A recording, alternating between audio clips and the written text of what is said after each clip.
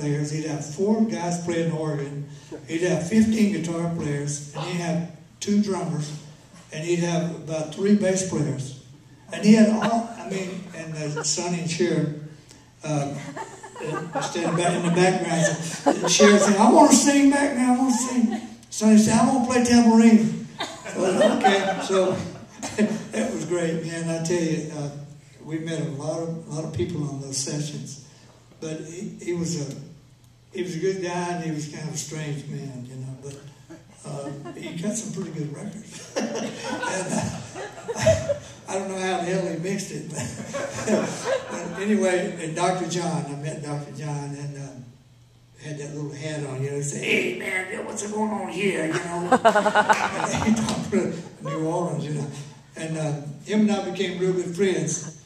And his name was Mac Rubbernat. And he called me one day. He said, man, I got to leave town. I'm going back to New Orleans. I said, what are you going back to New Orleans for? And he said, look, he said, man, I can't get no work out here, man. He said, somebody called me the other day for a session, wanted me to play guitar. But, you know, I don't even have a guitar, you know. I said, hey, man, don't go home. I'll give you a guitar. So I gave him a guitar, and he never forgot that. And when he called, I called him to come do my show in Shreveport on my first show, 2005. He called back and talked to my wife for 3 hours. He told her that whole story, on and on, about how I helped him get work in L.A. and gave him a guitar and all that stuff. So I gave him a guitar, and it freaked him out. He said, you going to give me another guitar? But he was a great guy, man. He had his purple suit on anyway. Walked out on stage. He's a cool guy, man. So, and I had fun playing with him on that show. It was great. Steve Cropper came out and played with us. But I've had some incredible talent, man. All these people come and play the show, donate their time, and it's wonderful.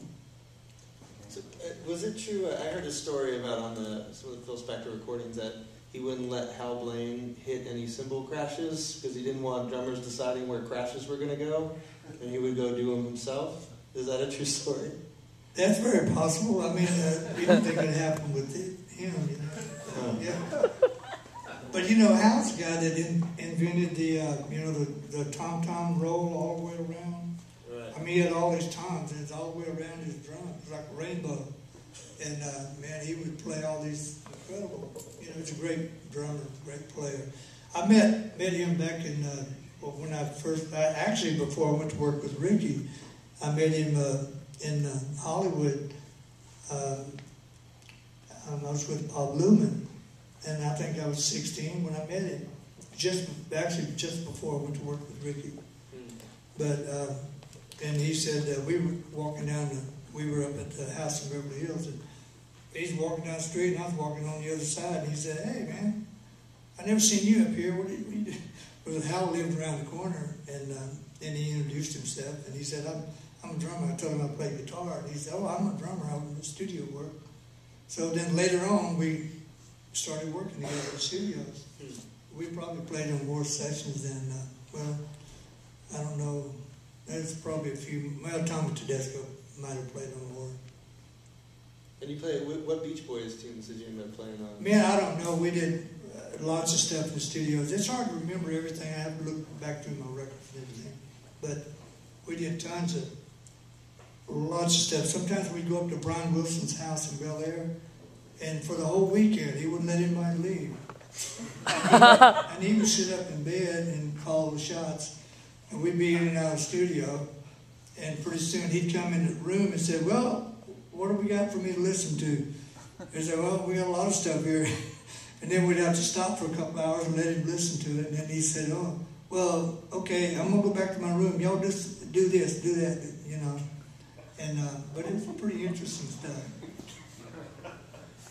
Is there anybody you wish you'd worked with? I'm sorry? Is there anybody you wish you had worked with that you haven't had a chance to play with? Well, let me see. Well, you know, probably when I do interviews, Barbra Streisand, I guess, is one of the few that I had a call for a session one time. Ronnie Tutt was on that session, but I was doing something else. I couldn't be there. But I don't know. there's a lot of guys out there I'd like to sit down and play with. Martin Offer, I love Mark. He's a great player. And I talked to him a few times on the phone, but we haven't had a chance to get together and play. Yeah, I think it'd be fun to get. I'd like to get. I played on some of the Yardbird stuff, the early stuff, overdubs. Yeah, I was talking to Eric about it. Clapton didn't even know that. Because, you know, producers that bring studio guys in and put them on records. And, you know, when we're doing, the Osmonds, you know, Donnie and Marie, and you're in, one day you're in with Marie and the next day with Donnie. And a great thing, a fun thing here was Michael Lloyd was producing a lot of stuff, and Mike Curb, you know, Mike. Anyway, I'm in the studio with Donnie one week, and the next week it's Michael Jackson with Jackson 5, you know. So, and the teen beat thing, you know, one week Michael would be ahead, and then the next week Donnie would beat him out, and they go back and forth in the teen beat magazine, you know. The winner this week is Donnie Osmond. Anyway, but that was kind of fun stuff. You know, I was inducted into the Rock and Roll Hall of Fame with Michael Jackson in 2001. Michael Jackson, Eric Smith, Alan and Paul Simon, and a few others. But that's interesting. And Elvis's daughter and Michael. You know, I mean, it's something about what goes around comes around. You know, I don't know what it is.